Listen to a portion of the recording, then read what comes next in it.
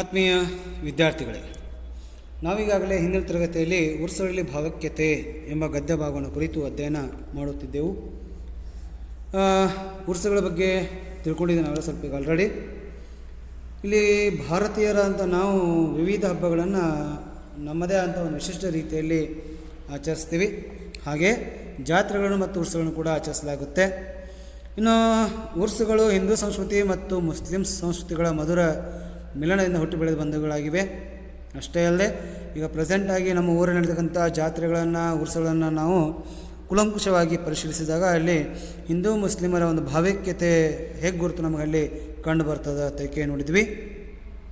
ಇಲ್ಲಿ ಅವರು ಒಂದು ಎರಡು ಎಕ್ಸಾಂಪಲ್ನ ಕೊಡ್ತಾ ಹೋದರು. ಏನಪ್ಪ ಒಂದು ಮೊಯಿನುದ್ದೀನ್ ಚಿಸ್ಸಿಯವರ ಒಂದು ದರ್ಗಾ ಬಗ್ಗೆ, ಜೊತೆಗೆ ದೆಹಲಿ ಶೇಖ್ ನಿಜಾಮುದ್ದೀನ್ ಔಲಿಯಾರ್ ಅವರ ಉರ್ಸುಗಳ ಬಗ್ಗೆ ಎಕ್ಸಾಂಪಲ್ ಕೊಟ್ಟರು. ಅಲ್ಲಿ ಏನಪ್ಪ ಅಂದರೆ ಹಿಂದೂಗಳು ಕೂಡ ಮುಸ್ಲಿಮರಂತೆ ಎಲ್ಲ ಜೊತೆ ಸೇರಿಕೊಂಡು ಪಾಲ್ಗೊಂಡು ಹರಕೆಯನ್ನು ಸಲ್ಲಿಸ್ತಕ್ಕಂಥನ ಜೊತೆಗೆ ತೆಬರಕ್ ಅಂದರೆ ಪ್ರಸಾದ ಸ್ವೀಕರಿಸೋದು ನೋಡಿದ್ವಿ. ಹಾಗೆ ಮಕಾನ್ಪುರದ ಜಂದೇಶ ಮದ ಉರ್ಸಿನಲ್ಲಿ ಹಿಂದೂ ಮುಸ್ಲಿಮರು ಚಿಕ್ಕ ಮಕ್ಕಳಿಗೆ ಅಂಟಿದ ರೋಗ ರುಜಿನಗಳಿಂದ ಮುಕ್ತಿಗೊಳಿಸೋಕ್ಕೋಸ್ಕರ ಅಲ್ಲಿ ಹರಕೆ ಹೊತ್ಕೊಂಡು ಬಂಗಾರದ ಬೆಳ್ಳಿ ಹಾರಗಳನ್ನ ಕೊಳ್ಳಲ್ಲಿ ಹಾಕಲಿಕ್ಕೆ ಹಿಂದೆ ಮುಂದೆ ಕೂಡ ನೋಡೋದಿಲ್ಲ ಅದಕ್ಕೆ ನೋಡಿದ್ವಿ. ಹಾಗೆಯೇ ಆ ಉರ್ಸುಗಳಲ್ಲಿ ನಡೆತಕ್ಕಂಥ ಕೆಂಡ ತುಳಿ ಸಂಪ್ರದಾಯ ಹಿಂದೂ ಸಂಸ್ಕೃತಿಯ ಗಾಢ ಪ್ರಭಾವದಿಂದ ಬಂದದಾಗಿದೆ ಅದಕ್ಕೆ ನೋಡ್ತಾ ಹೋಗಿದ್ವಿ. ಹಾಗಾದರೆ ಇವತ್ತು ಅದರ ಮುಂದುವರೆದ ಭಾಗವನ್ನು ನೋಡೋಣ. ನೋಡಿ ಮಕ್ಕಳೇ, ಮುಂಬೈ ಹಾಜಿ ಮಲಂಗ್ ಬಾಬಾ ದರ್ಗಾದ ಆಡಳಿತವನ್ನು ಒಂದು ಬ್ರಾಹ್ಮಣ ಕುಟುಂಬ ನಡೆಸುತ್ತದೆ. ದರ್ಗಾದಲ್ಲಿ ಮುಸ್ಲಿಂ ಸಂಪ್ರದಾಯದ ಜಿಯಾರತ್ನಂತೆ ಒಮ್ಮೆ ಫಾತೇಹ ನಡೆದರೆ ಇನ್ನೊಂದು ಹೊತ್ತಿನಲ್ಲಿ ಹಿಂದೂಗಳು ಲೋಬಾನದ ಹೊಗೆ ಹಾಕಿ ಪೂಜೆ ಮಾಡುತ್ತಾರೆ. ಗುಲ್ಬರ್ಗಾದ ಖ್ವಾಜಾ ಬಂದಾ ನವಾಜರ ದರ್ಗಾ ಧರ್ಮ ಸಮನ್ವಯ ದೃಷ್ಟಿಗೆ ಪುರಾವೆಯಾಗಿದೆ. ಉರುಸಿನ ಹಿಂದಿನ ದಿನ ನಡೆಯುವ ಸಂದಲ್ ಮೆರವಣಿಗೆಯಲ್ಲಿ ಮಶಾಲ್ ದಿವಿಟಿಗೆ ಹಿಡಿಯುವ ಹಕ್ಕು ಹಿಂದೂ ಭಕ್ತರದಾಗಿದೆ. ಉರುಸಿನ ದಿನ ಹಿಂದೂಗಳು ಮುಸ್ಲಿಮರೊಂದಿಗೆ ಶಾಮೀಲಾಗಿ ಭಕ್ತಿ ಭಾವಾವೇಶದಿಂದ ಹರಕೆ ಸಲ್ಲಿಸುವುದನ್ನು ನೋಡಿದಾಗ ಮೈ ಮನ ಪುಳಕಿತವಾಗದಿರವು. ಮುಳುಬಾಗಿಲ ಪ್ರಾಂತದ ಬಾಬಾ ಹೈದರ್ ಅಲಿ ಶಾ ಅವರ ಉರುಸಿನಲ್ಲಿ ಪ್ರದರ್ಶನಗೊಳ್ಳುವ ಕತ್ತಿ ವರಸೆ, ದೊಣ್ಣೆ ವರಸೆ, ಕುಸ್ತಿ, ಕವಾಲಿ ಕಾರ್ಯಕ್ರಮಗಳು ಕೋಮು ಸಾಮರಸ್ಯದ ಪ್ರತೀಕಗಳಾಗಿವೆ. ಗ್ಯಾರವಿ ತಿಂಗಳಿನಲ್ಲಿ ನಡೆಯುವ ಮೆಹಬೂಬ್ ಸುಬಾನಿಯವರ ಉರುಸಿನಲ್ಲಿ ಜನಪದ ಕಲೆಗಳ ಮಹಾಪುರವೇ ಹರಿದು ಬರುವುದನ್ನು ನೋಡಬಹುದು. ರಿವಾಯತ್ ಪದ ಮತ್ತು ಹೆಜ್ಜೆ ಕುಣಿತ ಸ್ಪರ್ಧೆಗಳು ಹಿಂದೂ ಮುಸ್ಲಿಮರನ್ನು ಒಂದುಗೂಡಿಸುವ ಪ್ರಮುಖ ಕೊಂಡಿಯಾಗಿವೆ. ಇವತ್ತಿಷ್ಟು ನೋಡೋಣ ಮಕ್ಕಳೇ. ನೋಡಿ, ಈ ಮುಂಬೈನ ಹಾಜಿ ಮಲಂ ಬಾಬಾ ದರ್ಗಾದ ಆಡಳಿತವನ್ನು ಒಂದು ಬ್ರಾಹ್ಮಣ ಕುಟುಂಬ ನಡೆಸ್ತದೆ. ಮುಂಬೈನಲ್ಲಿ ಬರ್ತಕ್ಕಂಥ ಹಾಜಿ ಮಲಂ ಬಾಬಾ ದರ್ಗಾ ನೀವೆಲ್ಲ ಅದನ್ನು ನೋಡಿರ್ಬೋದು. ಈ ಮುಂಬೈಲಿ ಬರ್ತಕ್ಕಂಥ ಹಾಜಿ ಮಲಂ ಬಾಬಾ ದರ್ಗಾದ ಒಂದು ಭಾವಚಿತ್ರ ಇದು. ಇಲ್ಲಿ ಏನಾಗ್ತದಪ್ಪ ಅಂದರೆ ಈ ಒಂದು ದರ್ಗಾದಲ್ಲಿ ಒಂದು ಬ್ರಾಹ್ಮಣ ಕುಟುಂಬ ಆ ದರ್ಗಾದ ಆಡಳಿತವನ್ನು ಅಂದರೆ ಒಂದು ಉಸ್ತುವಾರಿಯನ್ನು ನೋಡ್ಕೊಳ್ಳುತ್ತೆ ಎನ್ನುವಂಥದ್ದು. ನೋಡಿ, ನಾವು ಅನ್ಕೊಂಡಿದ್ದ ಸರ್ ದರ್ಗಾ ಅಂದರೆ ಬರೀ ಮುಸ್ಲಿಮರಿಗೆ ಸೀಮಿತವಲ್ಲ ಏನ್ರಿ, ಮುಸ್ಲಿಂ ಬಾಂಧವರು ಅಷ್ಟೇ ನೋಡ್ಕೋಬೇಕಲ್ರಿ ಅಂತೇಳಿ. ಇಲ್ಲಿ ಧರ್ಮ ಇಂಪಾರ್ಟೆಂಟ್ ಅಲ್ಲ ರೀ, ಯಾವುದೇ ನಿಯಮಗಳು ಇಂಪಾರ್ಟೆಂಟ್ ಅಲ್ಲ. ಇಲ್ಲಿ ಬಾಂಧವ್ಯ ಇಂಪಾರ್ಟೆಂಟ್ ಅದು, ಸಂಬಂಧಗಳು ಮುಖ್ಯ ಆದಾವ. ಇಲ್ಲಿ ನೋಡಿರಿ, ನಾವು ದೇವಸ್ಥಾನದ ಕರಿತೀವಿ, ಅವರು ದರ್ಗಾ ಮಸೀದಿ ತೆಕ್ಕೆ ಕರೀತಾರೆ, ಅಷ್ಟೇ ವ್ಯತ್ಯಾಸ. ನಾನು ಹೇಳಿದೆ ನೆನಪಿರುವುದು ಹಿಂದೆ ಒಂದು, ದೇವನೊಬ್ಬ ನಾಮ ಹಲವು, ದೇವರು ಒಬ್ಬನೇ ಹೆಸರುಗಳು ಬೇರೆ ಬೇರೆ. ನಾವು ದೇವರೇ ಕರಿತೀವಿ, ಅವರು ಅಲ್ಲ ಅಂತ ಕರಿತೀವಿ, ಅಷ್ಟೇ ವ್ಯತ್ಯಾಸ. ಕರೆಯೋದು ಒಬ್ಬನೇ ನಾವು ಇಬ್ಬರು ಸೇರಿ, ಹೌದಾ? ಹಾಗೆ ಈ ಒಂದು ದರ್ಗಾ ಏನಿದೆಯೋ ಈ ದರ್ಗಾದ ಉಸ್ತುವಾರಿಯನ್ನು ಆಡಳಿತವನ್ನು ಒಂದು ಬ್ರಾಹ್ಮಣ ಕುಟುಂಬ ನಡೆಸ್ಕೊಂಡು ಹೋಗ್ತದೆ. ಇವತ್ತಿಗೂ ಕೂಡ ನಡೆದೋದಕ್ಕೆ ಕೇಳ್ತೀವಿ. ಹಾಗೆ ಈ ದರ್ಗಾದಲ್ಲಿ ಮುಸ್ಲಿಂ ಸಂಪ್ರದಾಯ ಪ್ರಕಾರ ಜಿಯಾರತ್ನಂತೆ ಒಮ್ಮೆ ಫಾತೇಹ ನಡೆದರೆ, ಫಾತೇಹರ ಪೂಜೆ ಅಂತ ಹೇಳ್ತೀವಿ. ಜಿಯಾರತ್ ಅಂದರೆ ದರ್ಗಾಕ್ಕೆ ಭೇಟಿ ಕೊಡೋದು. ಈಗ ಯಾವ ರೀತಿ ನಾವು ನೋಡ್ರಿ, ನಮ್ಮ ಮುಸ್ಲಿಂ ಬಾಂಧವರು ದಿನಕ್ಕೆ 5 ಬಾರಿ ನಮಾಜನ್ನು ಮಾಡೋದು ನಾವು ಕಾಣ್ತೀವಿ ಅಲ್ವಾ? 5 ಬಾರಿ ನಮಾಜ್ ಮಾಡ್ತಾರೆ. ಯಾವ್ಯಾವ ಮಾಡ್ತಾರೆ ನಮಾಜನ್ನು ನೋಡಿ? ಬೆಳಗಿನ ಜಾವ 5 ಗಂಟೆ 5:15 ಮಾಡ್ತಾರೆ, ಹೌದಾ? ಬೆಳಗ್ಗೆ 5ರಿಂದ 5:15 ತನಕ ನಮಾಜ್ ಮಾಡೋದು ಕೇಳ್ತೀವಿ. ಹಾಗೆಯೇ ಮಧ್ಯಾಹ್ನ 1:15, ಆಮೇಲೆ ಸಾಯಂಕಾಲ 5 ಗಂಟೆ, 4:15, 5 ಗಂಟೆಗೆ ಮಾಡ್ತಾರೆ. ಹಾಗೆ ಸಾಯಂಕಾಲ 6 ಗಂಟೆ ಮತ್ತು ರಾತ್ರಿ 8ರಿಂದ 8:15. ಈ ರೀತಿ 5 ಸಲ ಅವರು ದೇವರ ನಾಮಸ್ಮರಣೆಯನ್ನು ಮಾಡ್ತಾರೆ. ಹಾಗಾಗಿ ಇಲ್ಲಿ ದರ್ಗಾಕ್ಕೆ ಭೇಟಿ ಕೊಟ್ಟು ಅವರು ಒನ್ ಟೈಮು ತಮ್ಮ ಸಂಪ್ರದಾಯ ಪ್ರಕಾರ ಪೂಜೆಯನ್ನು ಸಲ್ಲಿಸ ನಮಾಜನ್ನು ಮಾಡ್ತಕ್ಕಂಥದ್ದು. ಇನ್ನೊಂದು ಹೊತ್ತಿನಲ್ಲಿ, ಇನ್ನೊಂದು ಸಮಯದಲ್ಲಿ ಹಿಂದೂಗಳ ಪ್ರಕಾರ ಲೋಬಾಣದ ಹೊಗೆ ಹಾಕಿ ಪೂಜೆ ಮಾಡ್ತಕ್ಕಂಥದ್ದು. ಲೋಬಾಣ ಯಾಕೆ ಹಾಕ್ತಾರೆ ರೀ? ನಾನು ನಿಮಗೆಲ್ಲ ಮುಂಚೆನೇ ಹೇಳಿದ್ದೆ, ದರ್ಗಾದಲ್ಲಿ ಮಹಮ್ಮದೀಯ ಸಾಧು ಸಂತರ ಸಮಾಧಿ ಇರ್ತದೆ, ಗೋರಿ ಇರ್ತದೆ. ಸತ್ತಂಥ ವ್ಯಕ್ತಿಯ ಮುಂದೆ ಪೂಜೆ ಮಾಡ್ತಾರೆ ಅಂದರೆ ಲೋಬಾಣದ ಹೊಗೆ ಹಾಕಿ ಪೂಜೆ ಮಾಡ್ತಾರೆ. ಲೋಬಾಣದ ಯಾಕತ್ತಪ್ಪ ಅಂದರೆ ಊದತೆ ಹೇಳ್ತೀವಿ ನಾವು, ಊದನ್ನು ಹಾಕೋದು. ಆ ಊದನ್ನು ಹಾಕಿ ಅಲ್ಲಿ ಪೂಜೆಯನ್ನು ಮಾಡೋದು ನಾವು ಕಾಣ್ತೀವಿ ಅನ್ನುವಂಥದ್ದು. ಇದು ಒನ್ ಟೈಮಲ್ಲಿ ನಡೀತಕ್ಕಂಥದ್ದು. ಇನ್ನು ಅದೇ ರೀತಿ ಇನ್ನೊಂದು ಕಡೆ ಹೇಳ್ತಾರೆ ರೀ, ಗುಲ್ಬರ್ಗಾದ ಖ್ವಾಜಾ ಬಂದೇ ನವಾಜರ ದರ್ಗಾ ಧರ್ಮ ಸಮನ್ವಯ ದೃಷ್ಟಿಗೆ ಪುರಾವೆಯಾಗಿದೆ. ಸಮನ್ವಯ ಅಂದರೆ ಏನ್ರಿ? ಹೊಂದಿಕೆ, ಸೇರಿಕೆ, ಸಂಬಂಧ, ಹೊಂದ್ಕೊಂಡು ಹೋಗೋದು ರೀ. ಹೌದಾ? ಸಮನ್ವಯ ಅಂದರೆ ಹೊಂದ್ಕೊಂಡು ಹೋಗೋದು. ಹೆಂಗೆ ಸಮನ್ವಯ ಆಗಿದೆ ರೀ? ನೋಡಿರಿ, ಗುಲ್ಬರ್ಗಾದ ಬಂದೇ ನವಾಜ್ ದರ್ಗಾ ನೀವೆಲ್ಲ ನೋಡಿರ್ಬೋದು. ಹೌದ್ರಿ, ಈ ಗುಲ್ಬರ್ಗ ಬಂದೇ ನವಾಜ್ ದರ್ಗಾದಲ್ಲಿ ಯಾವುದೇ ಭೇದ ಭಾವ ಇಲ್ಲ ರೀ. ಇಲ್ಲಿ ಎಲ್ಲ ಧರ್ಮದವರು ಸೇರಿಕೊಂಡು ಹೊಂದಾಣಿಕೆ ಮಾಡಿಕೊಂಡು ಅಲ್ಲಿ ಪೂಜೆ ಸಲ್ಲಿಸೋಣ ಕಾಣ್ತೀವಿ. ಇದು ಧರ್ಮ ಸಮನ್ವಯ, ಎಲ್ಲ ಧರ್ಮಗಳು ಹೊಂದ್ಕೊಂಡು ಹೋಗುವುದಕ್ಕೆ ಒಂದು ಸಾಕ್ಷಿಯಾಗ್ಯದ, ಪುರಾವೆಯಾಗ್ಯದ ಅದಕ್ಕೆ ಹೇಳಲಾಗುತ್ತೆ.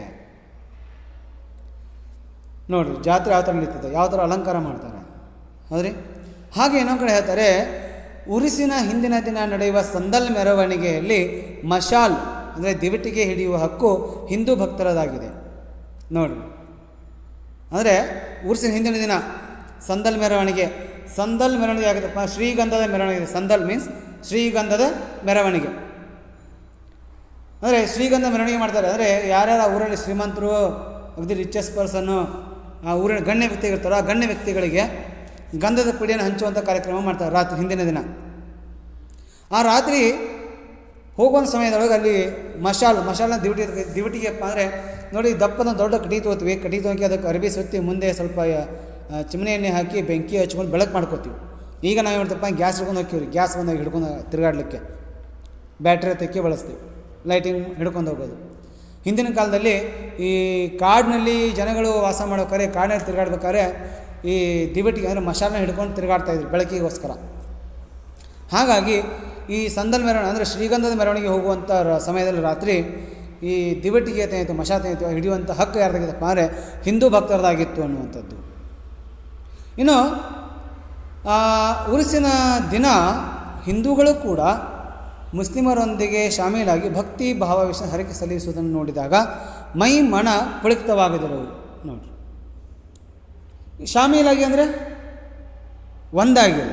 ಶಾಮೀಲಾಗಿ ಅಂದರೆ ಎಲ್ಲರೂ ಒಂದಾಗಿ ಆ ಉರುಸಿನ ದಿನ, ಜಾತ್ರೆ ದಿನ ಹಿಂದೂಗಳು ಕೂಡ ಮುಸ್ಲಿಮರ ಜೊತೆಗೆ ಸೇರಿಕೊಂಡು ಒಂದಾಗಿ ಭಕ್ತಿ ಭಾವವಿಷಯದಿಂದ ಭಕ್ತಿಯಲ್ಲಿ ಮುಳುಗೋದ್ರಿ.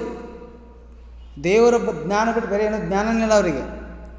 ಆ ದೇವರ ಧ್ಯಾನದಲ್ಲಿ ಮುಳುಗಿ ಹರಕೆಯನ್ನು ಹರಕೆಯನ್ನು ತೀರಿಸ್ತಕ್ಕಂಥದ್ದನ್ನು ನೋಡಿದಾಗ ನಮಗೊಂಥರ ರೋಮಾಂಚನ ಆಗ್ತದೆ. ಪುಳಕಿತಗಳಂದ್ರೆ ರೋಮಾಂಚನ ಆಗೋದು. ಹೆಂಗೆ ರೋಮಾಂಚನ ಆಗ್ತಾರೆ? ಅದು ನೋಡಿದಾಗ ಒಂಥರ ಮೈ ಮೇಯ್ತಕ್ಕಂಥ ಕೂದಲೆಲ್ಲ ಮೇಲೆ ಎದ್ದು ನಿಂತುಬಿಡ್ತಾವೆ. ಆ ರೀತಿ ರೋಮಾಂಚನ ಆಗೋದು ಏನು ಅದು ನೋಡಿದಾಗ ಏನಪ್ಪ ಅಂದರೆ ಪುಳಕಿತ ಆಗ್ತದಕ್ಕೆ ಹೇಳ್ತಾ ಹೋಗ್ತಾರೆ. ಇನ್ನು ನೆಕ್ಸ್ಟ್ ಇಲ್ಲಿ ನೋಡ್ತಾ ಹೋದಾಗ ನೋಡ್ರಿ, ಮುಳುಬಾಗಿಲ ಪ್ರಾಂತದ ಬಾಬಾ ಹೈದರಲಿ ಶಾ ಅವರ ಉರ್ಸಿನಲ್ಲಿ ಪ್ರದರ್ಶನಗೊಳ್ಳುವ ಕತ್ತಿ ವರಸೆ, ದೊಣ್ಣಿ ವರಸೆ, ಕುಸ್ತಿ, ಕವಾಲಿ ಕಾರ್ಯಕ್ರಮಗಳು ಕೋಮು ಸಾಮರಸ್ಯದ ಪ್ರತೀಕಗಳಾಗಿವೆ. ನೋಡಿ, ಮುಳುಬಾಗಿಲಿನ ಬಾಬಾ ಹೈದರಲಿ ಶಾ ನೀವೆಲ್ಲ ನೋಡಿರ್ಬೋದು ದರ್ಗಾ ಅನ್ನೋದು. ಇಲ್ಲಿ ಒಂದು ವಿಶೇಷ ಏನಂತ ನೀವೆಲ್ಲ ಗೊತ್ತಿರ್ಬೋದು ರೀ. ಮುಳುಬಾಗಿಲು ಯಾವ ಕವಿ ಜನಿಸಿದ ಸ್ಥಳದ ಗೊತ್ತದೆ ನಿಮಗೆ? ನೀವು ಓದಿದ್ದೀರಿ, 7 ತಲೆ ಕಲ್ತಿದ್ದೀರಿ ಆ ಕವಿಯ ಬಗ್ಗೆ. ಆ ಮುಳುಬಾಗಿಲು ಒಬ್ಬ ಕವಿಯ ಜನ್ಮಸ್ಥಳ, ಆ ಕವಿಯ ಊರು. ನಿಮಗೆಲ್ಲ ಗೊತ್ತಿರೋ ಹಾಗೆ ಹೇಳೋಕಪ್ಪ ಅಂದರೆ DVG ಅವರು, DVG ದೇವನಹಳ್ಳಿ ವೆಂಕಟರಮಣಯ್ಯ ಗುಂಡಪ್ಪ. DVG ಜನ್ಮಸ್ಥಳ ಮುಳುಬಾಗಿಲು. ಆ ಮುಳುಬಾಗಿಲಿನಲ್ಲಿ ಬಾಬಾ ಹೈದರಲಿ ಶಾ ಅನ್ನುವಂಥ ಒಬ್ಬ ವ್ಯಕ್ತಿ ವಾಸ ಮಾಡ್ತಾಯಿದ್ರು ಒಂದು ಬೆಟ್ಟದಲ್ಲಿ. ಅಲ್ಲಿ ಗುಹೆ ಇದೆ. ಆ ಉರುಸಿನಲ್ಲಿ, ಆ ವ್ಯಕ್ತಿಯ ಹೆಸರಿನ ಉರುಸಿನಲ್ಲಿ ಪ್ರದರ್ಶನಗಳ ಕೆಲವೊಂದಿಷ್ಟು ಕಾರ್ಯಕ್ರಮ ನಡೀತವೆ, ಜನಪದ ಕಾರ್ಯಕ್ರಮಗಳು. ಆ ಜನಪದ ಕಾರ್ಯಕ್ರಮಗಳು ಯಾವ್ಯಾವು ಅಂದರೆ ಕತ್ತಿ ವರಸೆ, ದೊಣ್ಣೆ ವರಸೆ, ಕುಸ್ತಿ, ಕವಾಲಿ. ಕತ್ತಿ ವರ್ಷೆ ನಿಮಗೆಲ್ಲ ಗೊತ್ತಿರ್ಬೋದು. ಗೊತ್ತಾ ಕತ್ತಿ ವರ್ಷೆ ಯಾರಿಗಾದರೂ? ಓಕೆ, ಕತ್ತಿ ವರ್ಷ ಒಂದು ಎಕ್ಸಾಂಪಲ್ ಒಂದು ವಿಡಿಯೋ ತೋರಿಸ್ತೀನಿ ನೋಡಿ.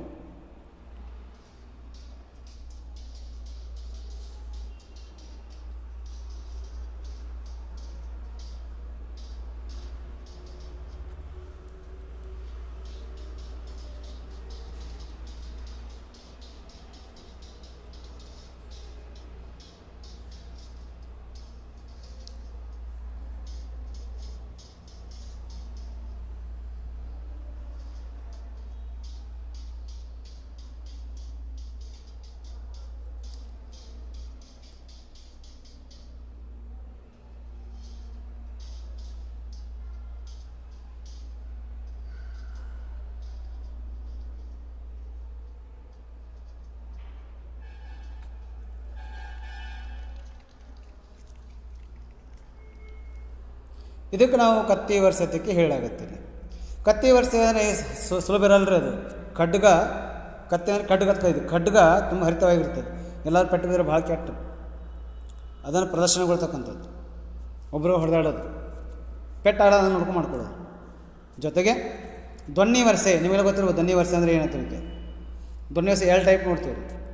ಒಂದು ಇಬ್ಬರು ವ್ಯಕ್ತಿಗಳು ಎದುರು ಹೊಡೆದಾಡೋದು ಬಿದಿರಿನ ಕೋಲಿನಿಂದ. ಒಂದು ಕೋಲಿನ ಒಂದು ದಂಡಿಗೆ ಒಂದು ಕುಂಕುಮನೋ ಅಥವಾ ಒಂದು ಸುಣ್ಣದ ಹಚ್ಚಿರ್ತಾರೆ.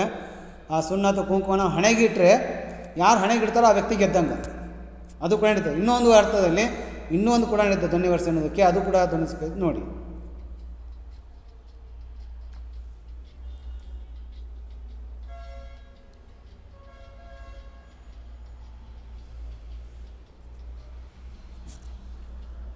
ಇದಕ್ಕೆ ದೊಣ್ಣಿ ವರ್ಷತೆಗೆ ಕರಿತೀವಿ. ಇನ್ನು ಕುಸ್ತಿ ಮ್ಯಾಗ ಗೊತ್ತಿದ್ದಿದೆ ಅದ. ಘಟಾನುಘಟಿ ಪೈಲ್ವಾನ್ರು ಇಬ್ಬರು ಕಣಕ್ಕೆ ಕೇಳಿದು ಕುಸ್ತಿ ಆಡಕತ್ತರು ಅಂದ್ರೆ ಮುಗೋದಾಯ್ತು. ನಿಮಗೆಲ್ಲ ಗೊತ್ತೈತಿ. ಪೈಲ್ವಾನ್ ಪಿಕ್ಚರ್ ನೋಡಿದ್ರಿ. ಪೈಲ್ವಾನಲ್ಲಿ ಕುಸ್ತಿ ಆಡೋದನ್ನು ನೋಡಿರ್ತೀರಿ. ಕುಸ್ತಿ ಆಟ ತೆಗೆದು ಜಾತ್ರೆಯಲ್ಲಿ ಕುಸ್ತಿ ಆಡ್ತಾರೆ ಹೌದಾ. ಇನ್ನು ಕವಾಲಿ ಅಂದರೆ ಏನು? ನಾವೆಲ್ಲ ಹಿಂದಿನ ಒಂದು ತರಗತಿಯಲ್ಲಿ ಹೇಳಿದ್ದೆ ಕವಾಲಿ ಅಂದರೆ ಏನು ಅಂತ ಹೇಳಿಕೆ. ಅಂದರೆ ಮುಸ್ಲಿಂ ಧರ್ಮದಲ್ಲಿ ದರ್ಗಾಗಳ ಮುಂದೆ ನಡೆಯುವ ಸಾಂಸ್ಕೃತಿಕ ಕಾರ್ಯಕ್ರಮ ಅಂತ ಹೇಳಿದೆ ನಿಮಗೆ ಅಲ್ವಾ. ಹಾಗೆ ಕಾರ್ಯಕ್ರಮ ಹೇಗೆ ಥರ ಅನಿಸ್ತದೆ? ಕವಾಲಿ ಅಂದರೆ ಯಾವ ಥರ ಹಾಡ್ತಾರೆ, ದೇವರ ಬಗ್ಗೆ ಹಾಡ್ತಕ್ಕಂಥ ನಾವು ಕಾಣ್ತೀವಿ. ಏನಿದೆ ಓಕೆ, ಅದನ್ನೂ ಸ್ವಲ್ಪ ವಿಡಿಯೋಗಳನ್ನು ನೋಡ್ಬಿಡೋಣ.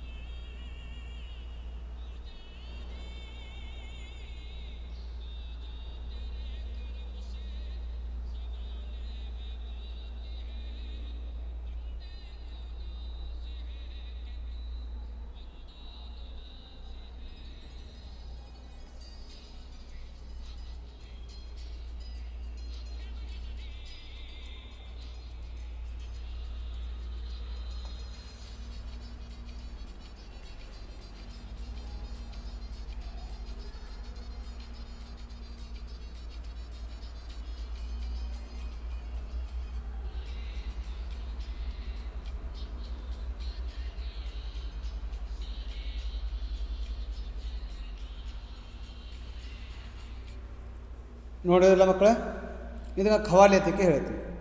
ಈ ರೀತಿ ಹಲವಾರು ಕಾರ್ಯಕ್ರಮಗಳಲ್ಲಿ ಕಂಡು ಬರುತ್ತೆ ಅನ್ನುವಂಥದ್ದು. ಇನ್ನು ಈ ಒಂದು ಕವಾಲಿ ಸ್ಪರ್ಧೆಗಳು ಯಾವ ರೀತಿ ನಡೆಯುತ್ತೆ ಅಂತಕ್ಕೆ ನೋಡಿದರೆ, ಹಾಗೆಯೇ ಇನ್ನೂ ಒಂದು ಕಡೆ ನಾವು ನೋಡ್ತಾ ಹೋಗ್ತೀವಿ. ಏನಪ್ಪ ಅಂದರೆ ಈ ಕವಾಲಿ, ಕುಸ್ತಿ, ದೊಣ್ಣಿ ವರಸೆ ಇವೆಲ್ಲ ಏನಪ್ಪ ಅಂದರೆ ಎಲ್ಲ ಕಾರ್ಯಕ್ರಮಗಳು ಕೋಮು ಸಾಮರಸ್ಯದ ಪ್ರತೀಕಗಳಾಗಿವೆ. ಈ ಕೋಮು ಸಾಮರಸ್ಯ ಅಂದರೆ ಏನು? ಕೋಮು ಅಂದರೆ ಏನು? ಕೋಮು ಅಂದರೆ ಪಂಗಡ ಅಂತಕ್ಕೆ ಹೇಳ್ತೀವಿ. ಕೋಮು ಅಂದರೆ ಪಂಗಡ. ಇದು ಯಾವ ಥರ ಪಂಗಡ, ಯಾವ ಥರ ಬರುತ್ತೆ ನೋಡ್ರಿ. ಇಲ್ಲಿ ಯಾವುದೇ ರೀತಿಯಾದ ವ್ಯತ್ಯಾಸಗಳಿಲ್ಲದೆ ಎಲ್ಲರೂ ಒಂದೇ ಎನ್ನುವಂಥ ಭಾವನೆ, ಯಾರು ಭೇದ ಭಾವ ಇಲ್ಲ, ಎಲ್ಲರೂ ಒಂದೇ ಅನ್ನೋ ಭಾವನೆಯನ್ನು ತಾಳ್ತಕ್ಕಂಥದ್ದು. ಸಾಮರಸ್ಯ ಅಂದರೆ ಏನು? ಸಾಮರಸ್ಯ ಯಾಕೆ ಬಳಸ್ತೀವಿ? ಸಾಮರಸ್ಯ ಅಂದರೆ ಒಂದುಗೂಡುವಿಕೆ, ಬೆರೆತುಕೊಳ್ಳುವಿಕೆ. ಇಲ್ಲಿ ಯಾವುದೇ ಧರ್ಮಗಳನ್ನಾಗಲಿ, ಯಾವುದೇ ಜಾತಿ ಭೇದಗಳಾಗಲಿ ಯಾವುದೂ ಇಲ್ಲದೇ ಎಲ್ಲರೂ ಒಂದೇ ಪಂಗಡದವರು, ಎಲ್ಲರೂ ಒಂದೇ ಗುಂಪಿನವ್ರ ಸೇರಿಕೊಂಡು ಎಲ್ಲರೂ ಒಟ್ಟಾಗಿ ಈ ಜಾತ್ರೆಗಳನ್ನು, ಈ ಜನಪದ ಸಾಂಸ್ಕೃತಿಕ ಕಾರ್ಯಕ್ರಮಗಳನ್ನು ಇಲ್ಲಿ ನಡೆಸ್ತಕ್ಕಂಥದ್ದು ನಾವು ಕಾಣ್ತೀವಿ. ಈ ಜನಪದ ಸಾಂಸ್ಕೃತಿಕ ಕಲೆಗಳು ಎಲ್ಲರನ್ನ ಒಂದುಗೂಡಿಸ್ತಕ್ಕಂಥ ಕಾರ್ಯಕ್ರಮಗಳು ಆಗಿರುತ್ತೆ ಎನ್ನುವಂಥದ್ದು. ನೋಡಿ, ಯಾವುದೇ ವ್ಯತ್ಯಾಸ ಇಲ್ಲ, ಯಾವುದೇ ಭೇದ ಭಾವ ಇಲ್ಲದೆ ಎಲ್ಲರೂ ಸೇರಿ ಆಚರಣೆ ಮಾಡ್ತಕ್ಕಂಥ ಕಾರ್ಯಕ್ರಮಗಳು ಇವು ಆಗಿರ್ತವೆ ಅನ್ನುವಂಥದ್ದು.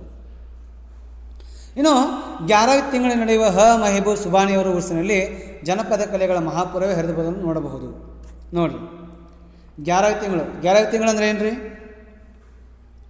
11ನೇ ತಿಂಗಳಪ್ಪ ಅಂದರೆ ಇಸ್ಲಾಂ ಮಾಸದ ಹೆಸರು. ಇಸ್ಲಾಂ ಮಾಸದ ಹೆಸರು. ಈಗ ಯಾವ್ದಪ್ಪ ಅಂದರೆ ಇಸ್ಲಾಂ ಮಾಸದ ಹೊಸ ವರ್ಷದ ಆರಂಭತೆಗೆ ಹೇಳ್ತೀವಿ ನಾವು 11ನೇ ತಿಂಗಳಲ್ಲಿ. ಈ 11ನೇ ತಿಂಗಳಲ್ಲಿ ಹೇಳ್ತಕ್ಕಂಥ ಮಹಬೂಬ್ ಸುಬಾನಿಯವರ ಉರ್ಸು, ನೀವೆಲ್ಲ ಮಹಬೂಬ್ ಸುಬಾನಿಯವರ ಉರ್ಸಿನಲ್ಲಿ ನೀವು ಸಾಕಷ್ಟು ಜನಪದ ಕಲೆಗಳನ್ನು ಕೂಡ ಇಲ್ಲಿ ನಾವು ನೋಡ್ತಾ ಹೋಗ್ತೀವಿ. ಇಲ್ಲಿ ನೋಡ್ರಿ ಯಾವ ಥರ ಬರ್ತಾರೆ ಈ ಉರ್ಸಿನಲ್ಲಿ ಜನಪದ ಕಲೆಗಳ ಮಹಾಪುರ ಹರಿದು ಬರ್ತದಂತೆ. ಜನಪದ ಕಲೆಗಳ ಮಹಾಪುರವೇ ಅಂದರೆ, ಮಹಾಪುರ ಅಂದರೆ ಏನು ರೀ? ಮಹಾಪುರ ಅಂತ ಯಾಕೆ ಕರಿತೀವಿ?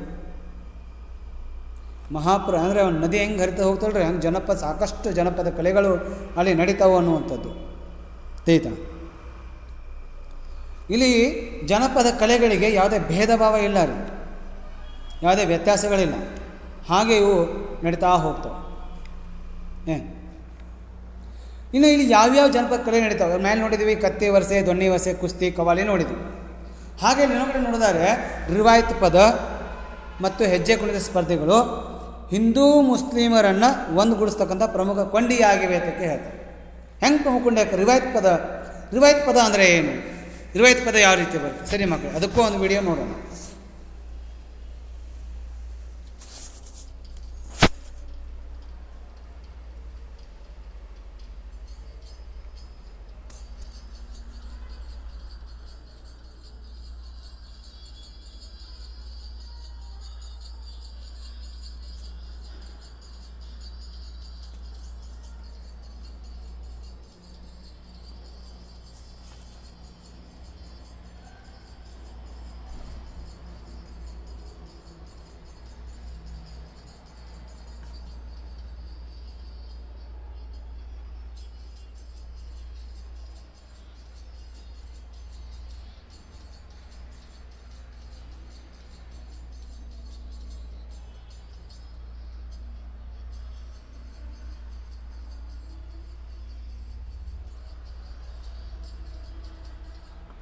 ನೋಡಿದ್ರಲ್ಲ ಮಕ್ಕಳೇ, ರಿವಾಯತ್ ಪದಗಳು ಹೆಂಗಿರುತ್ತೆ ಅನ್ನೋಂಥದ್ದು.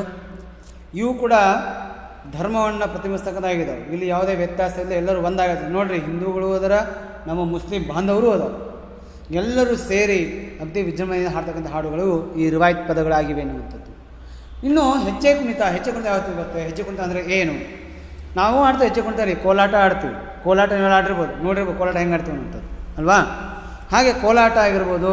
ಹೆಜ್ಜೆ ಕುಣಿತ ಅಂದರೆ ಹಳ್ಳಿ ಕಡೆ ಇನ್ನೊಂದು ಥರ ಬರ್ತಾವೆ ರೀ, ಕೈಯಲ್ಲಿ ಕೋಲು ಹಿಡ್ಕೊಂಡು, ಕಾಲಿಗೆ ಗೆಜ್ಜೆ ಕಟ್ಕೊಂಡು, ಕೈ ಛತ್ರಿ ಹಿಡ್ಕೊಂಡು ಆ ದೇವ್ರ ನಾಮಸ್ಮರಣೆ ಮಾಡಿದ ದೇವರಲ್ಲಿ ಹೆಜ್ಜೆಯನ್ನು ಹಾಕ್ತಕ್ಕಂಥ ಕಾಣ್ತೀವಿ. ಅದಕ್ಕೊಂದು ವಿಡಿಯೋ ನೋಡೋಣ ಮಕ್ಕಳೇ, ನೋಡಿ ವಿಡಿಯೋ ಹೇಗೆ.